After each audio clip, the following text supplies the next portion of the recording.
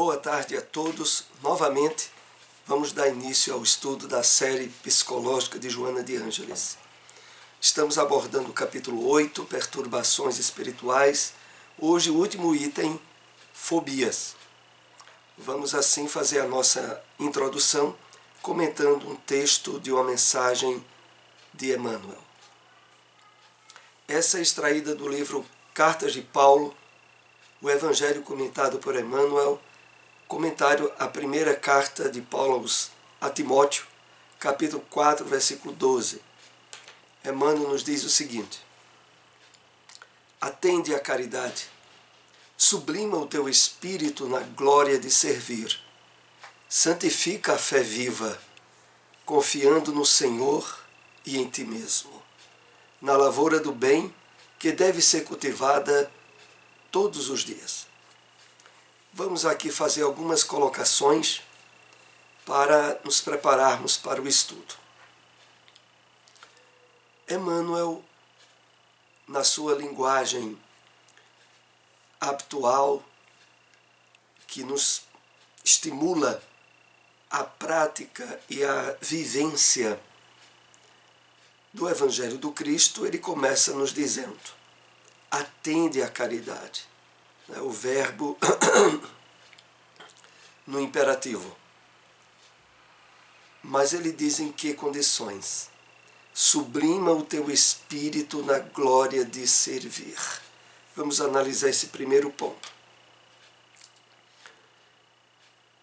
Entender o serviço como algo profundamente gratificante, benéfico,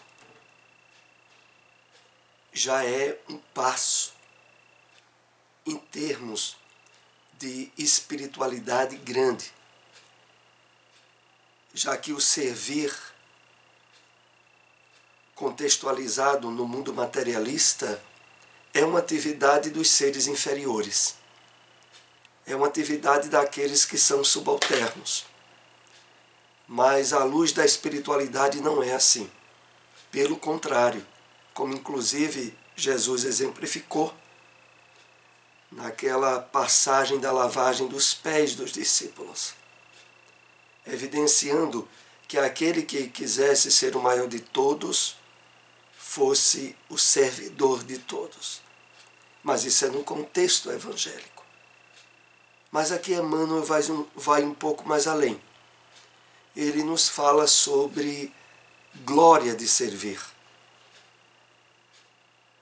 De não só servirmos sentindo-nos bem, mas nos sentindo numa oportunidade rica de glorificação, de júbilo espiritual. E continuando, ele acrescenta: santifica a fé viva, confiando no Senhor e em ti mesmo. Analisemos essa primeira linha. Santifica a fé viva. A fé viva, como nós aprendemos nas várias lições que Emmanuel nos dá, é a fé atuante.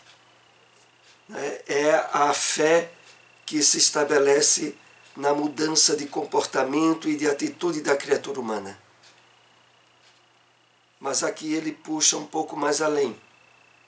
Além de nos estimular a fé viva, ele diz: santifica, espiritualiza o máximo, confiando no Senhor e em ti mesmo, na lavoura do bem que deve ser cultivada todos os dias.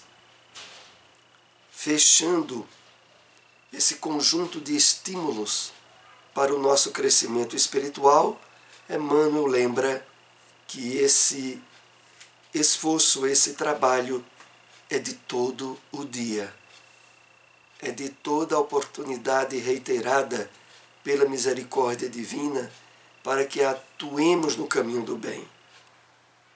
Vamos assim dar início ao nosso estudo de hoje, que abordará a temática fobias do livro Triunfo Pessoal, que sempre lembramos a importância da leitura de toda a obra.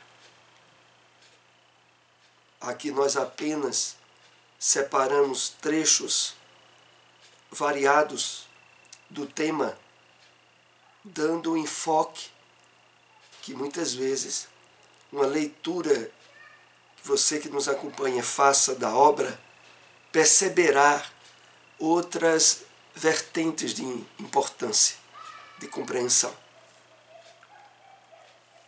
Entre as perturbações desencadeadas pela ansiedade, destacam-se invariavelmente as fobias, que se tratam de um medo irracional de determinado objeto, situação ou circunstância. Então, o primeiro ponto aqui é o diferenciamento de medo e de fobia, porque o medo, como instinto de proteção, ao enfrentar uma situação de perigo e de risco real, ele é absolutamente positivo na preservação da nossa própria vida. Mas o caso das fobias é diferente. Porque, como o texto diz, se trata de um medo irracional, ilógico, que não tem por fundamento um perigo iminente, uma proteção a uma situação até mesmo de ordem material que poderia nos colocar a vida em risco. Não, a fobia não acontece assim, como nós iremos tratar nesse tema nessa tarde. Face à variedade de objetos e circunstâncias que as desencadeiam, denominam-se, aqui é listada algumas: acrofobia, fobia às alturas; claustrofobia, fobia a recintos fechados; oclofobia, que é a fobia ligada às multidões; a bacilofobia, que é a fobia relativa aos micróbios. Aqui são citadas apenas algumas. Mas em todas elas, a característica similar e semelhante a todas é a irracionalidade ao medo. O que chama a atenção é o medo em si mesmo, porque é destituído de qualquer racionalidade pela impossibilidade da ocorrência de qualquer mal ou prejuízo. No entanto, irresistível, levando ao desespero aqueles que lhe sofrem o aguilhão. Então, o que fica aqui em destaque é que a fobia, por caracterizar-se nesse medo irracional, ela se estabelece em um campo de absoluta impossibilidade para aquilo que se está temendo. Não obstante, há todo um campo de intensificação que leva a pessoa ao desespero. Face a essa irracionalidade, o paciente está preocupado com algo que lhe aconteça e o infelicite, gerando-lhe dissabor e sofrimento, mesmo que todas as análises dos fatos demonstrem a total impossibilidade. Então, na realidade, por trás desse medo irracional, está algo que, não sendo perfeitamente identificável, ou possível de se identificar, ele é gerador de um certo nível de infelicidade, de dissabor, de sofrimento. Mesmo que aquele que está se vitimizando com a fobia não perceba racionalidade nenhuma naquilo em que ele está sentindo. Nós vamos entender hoje o que é que está por trás disso e as possibilidades das terapias apresentadas. O eminente John Locke acreditava que esses medos provinham de fatores associativos, fortuitamente gerados por ideias apavorantes, que ficaram arquivadas no inconsciente. John Locke, que foi um filósofo do século XVIII, já trazia uma abordagem que mesmo nos dias atuais tem sido respeitada e percebida na psicanálise ou na psicologia como auxiliar a terapia das fobias. Então ele dizia o seguinte, que por trás haveriam fatores associativos. Interessante é quando é colocado fortuitamente gerados por ideias apavorantes que ficaram arquivadas no inconsciente. Então o que se passa? Muitas vezes o sintoma surge independente de faixa etária, de idade. Há pessoas que nunca tiveram fobias e começaram a ter com 30, 40 anos de idade ou mais. E o que estaria por trás desse fator propulsor ao surgimento é algo, como o texto diz, associado a fatores gerados por ideias apavorantes que ficaram arquivadas no inconsciente. E aqui entendamos bem, tanto no inconsciente dessa vida, como a possibilidade de ser do inconsciente de vidas passadas. Às vezes há um fator que ficou camuflado, decorrente de algum susto grande na própria infância e que já na idade adulta, um fator associado àquele grande medo que houve na infância surge, vem à tona e pelo fato de emergir do inconsciente, ele se apresenta sem qualquer racionalidade. Não há lógica nem razão nenhuma para a pessoa estar sentindo aquela fobia, aquele pavor, mas ela não consegue controlar, face às associações de alta carga emocional com o seu inconsciente. As fobias estão associadas espiritualmente a condutas incorretas, anteriormente vivenciadas, quando se permitiram os indivíduos abusos e crueldades ou sofreram sepultamento em vida em estado cataléptico, que é o fator associado à claustrofobia, o medo de ficar em um local fechado. Mas vejam, aqui o texto é colocado numa abrangência bem maior. Condutas incorretas, anteriormente vivenciadas. E isso aí tornou-se um fator desequilibrante, mesmo estando no nosso inconsciente, inclusive no inconsciente de vidas passadas. Mas como nós temos aprendido aqui nesses estudos de Joana, e que associa a psicologia tradicional nas suas várias escolas, a psicologia espírita, que situa na reencarnação e no inconsciente individual de vidas passadas todo um campo propiciador a diversos traumas complexos e crises, como por exemplo a de ansiedade associada à fobia. Então, fatores do nosso passado que não foram resolvidos. Desenvolvendo a claustrofobia, no caso do sepultamento em vida, em estado cataléptico, ou foram vítimas de crueldades em praças e ambientes abertos, diante da massa alucinada, desencadeando agorafobia. Ocorrências traumáticas não superadas, ora se convertem em fobias específicas. Então, há um vasto campo para isso.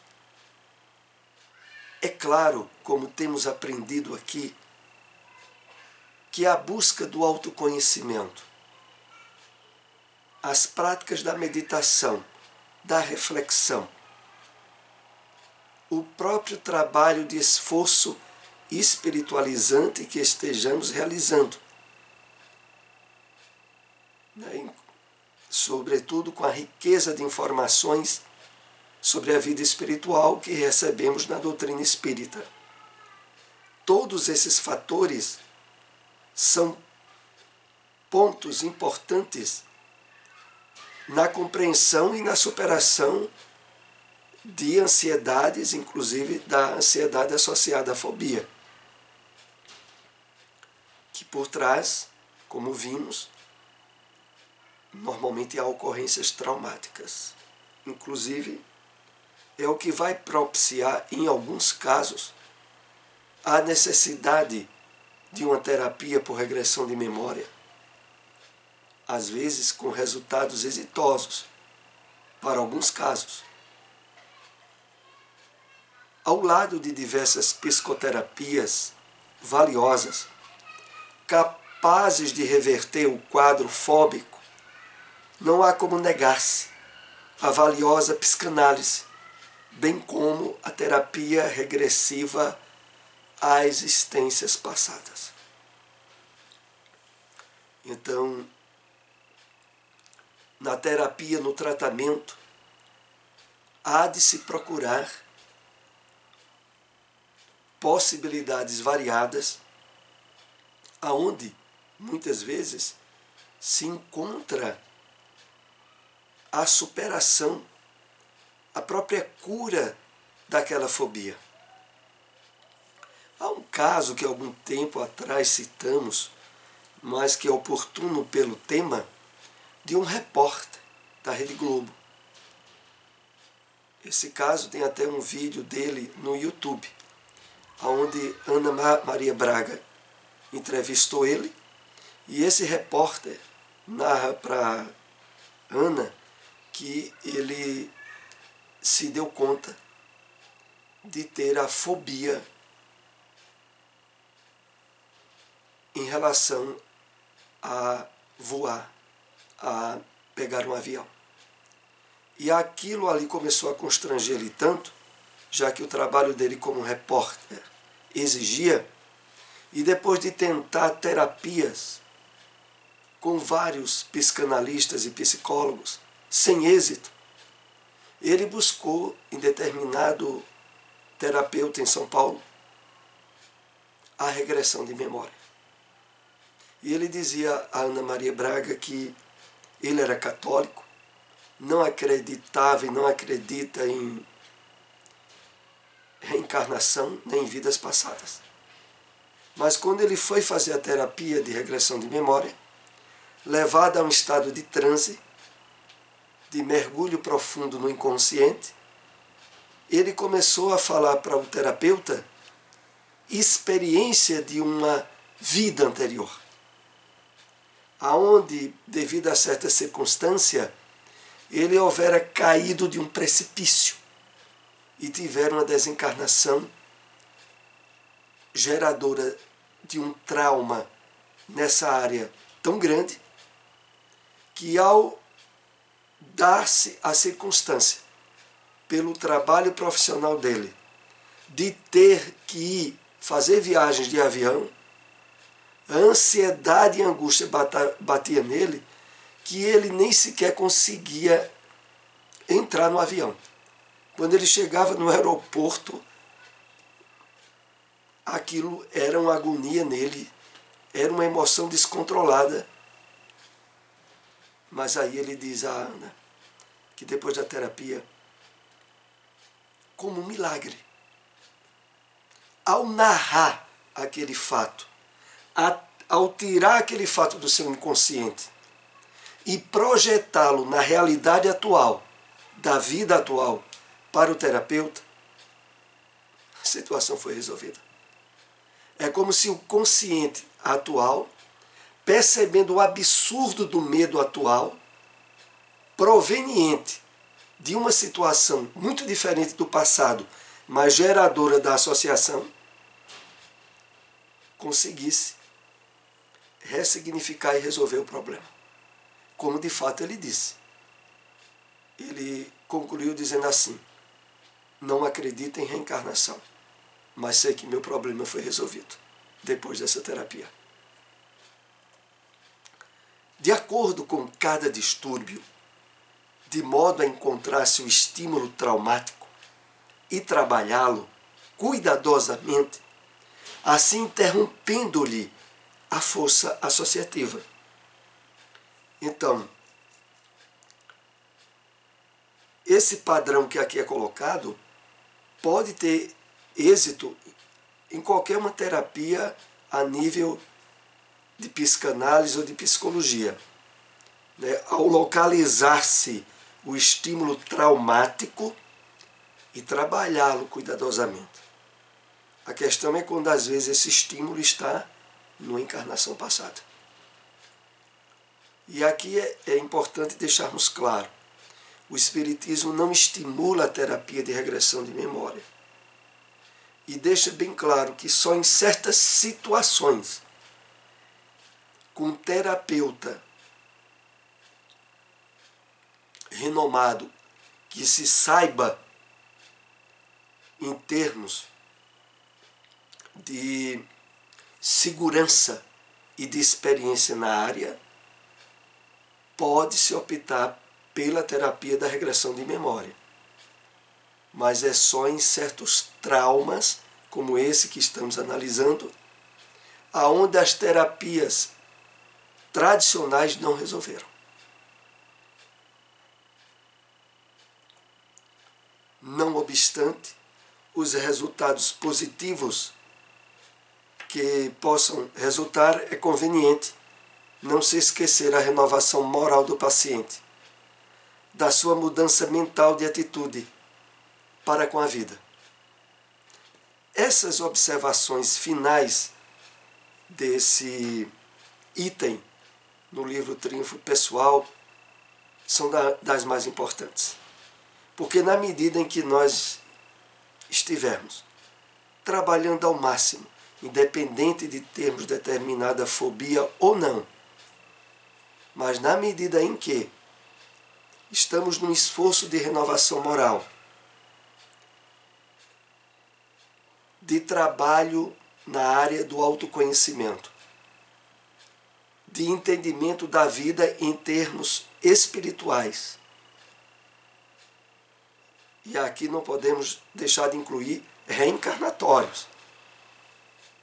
À medida em que isso vai sendo realizado de forma constante, sistemática, nós estaremos como que trabalhando elementos protetivos para o não surgimento mais adiante de determinadas fobias, por certas associações com o nosso inconsciente.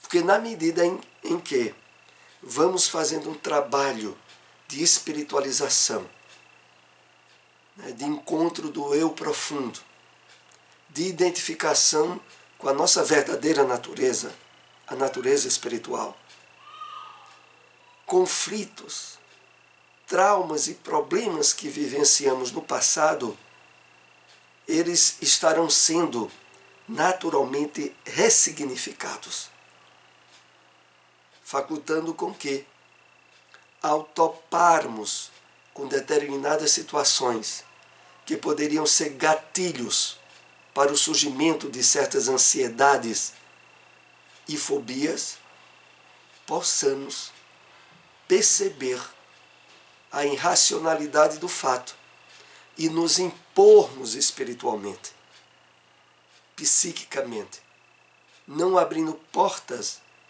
àquela conexão que poderia ser geradora de um conflito e de um problema maior para um tratamento mais adiante. Então é importante, tanto para aqueles que estão procurando terapias na área da psicologia, da psicanálise, e que passam por determinadas fobias, o esforço de renovação moral, de aprimoramento espiritual, serão muito importantes como fatores coadjuvantes e propiciadoras de uma cura real. Aqui nós concluímos o nosso estudo dessa tarde.